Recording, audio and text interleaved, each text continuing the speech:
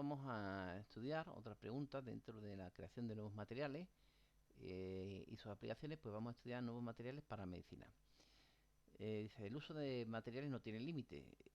La siguiente noticia vemos cómo se utiliza en el área de medicina. Dice, bueno, pues la noticia esta dice, a un británico le crece un cráneo nuevo. Bueno, y la noticia viene a decir que esta persona pues se tuvo un implante de metal, se le hizo un implante de metal porque perdió parte del,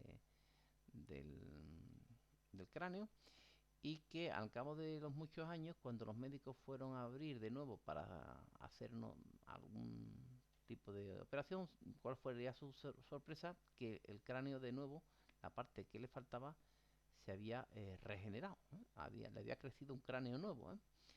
Bien, aquí lo tienen. Entonces, la parte frontal de su cráneo, es decir, esta parte de aquí, se ha regenerado, desde sus ojos hasta la oreja, se ha regenerado completamente.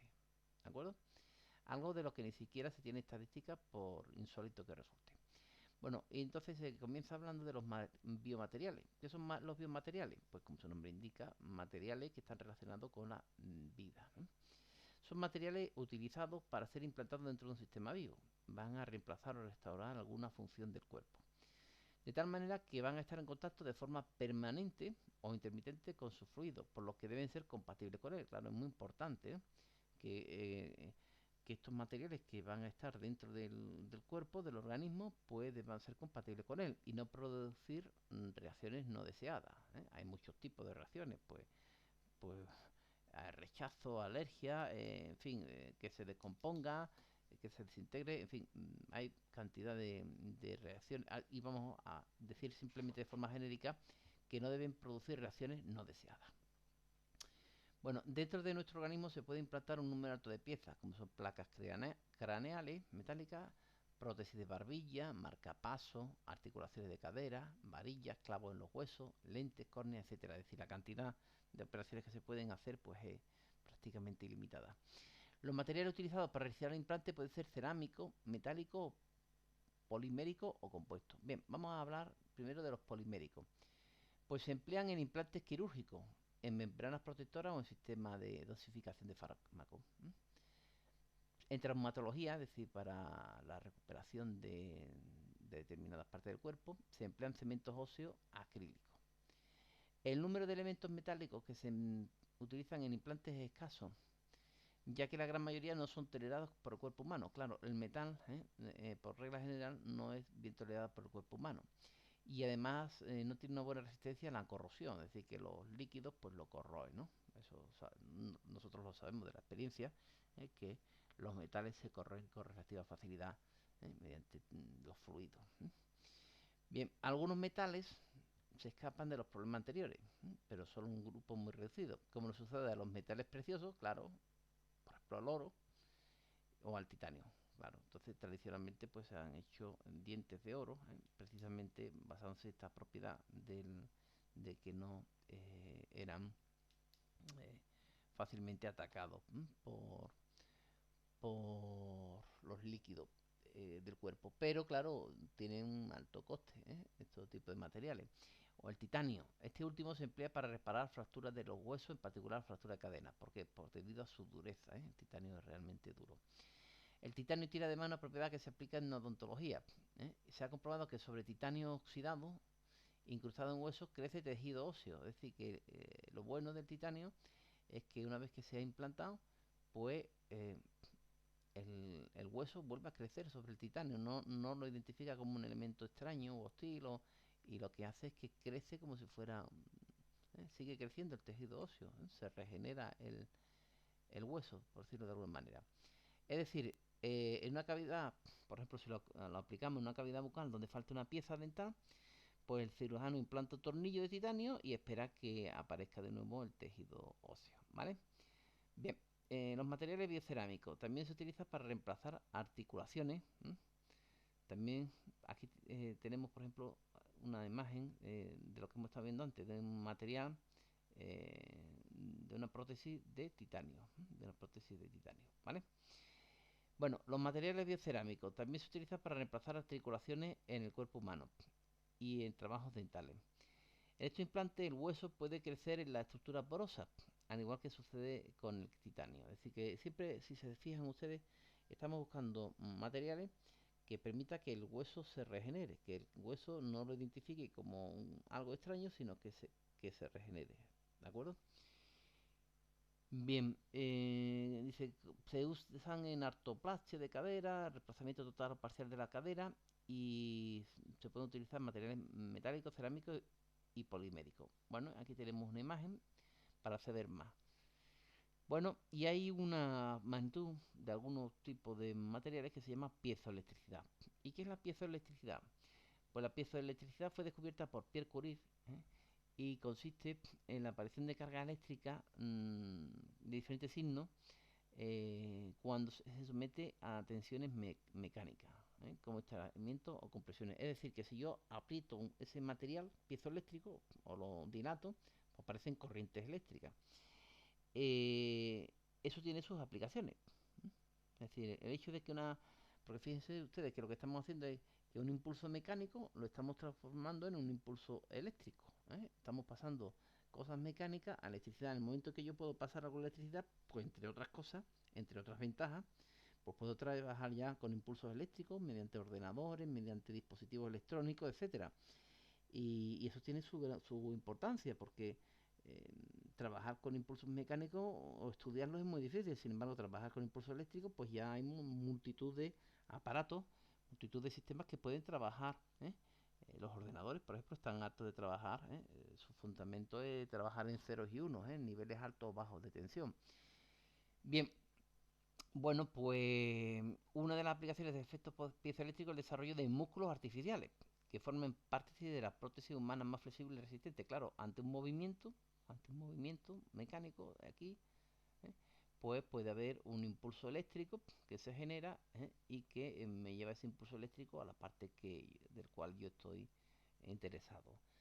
Sería algo así como fabricar un nervio artificial, ¿no?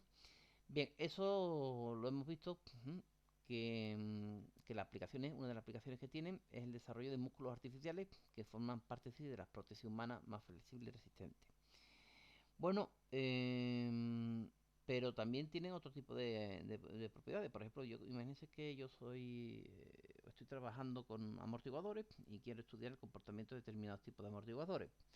Los amortiguadores responden a estímulos, como son fuerzas y velocidades, con las cuales yo tiro o comprimo el amortiguador. Eso es muy difícil de estudiar.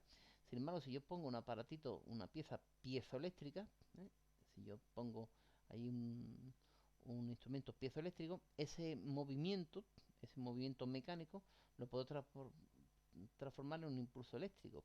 ¿eh?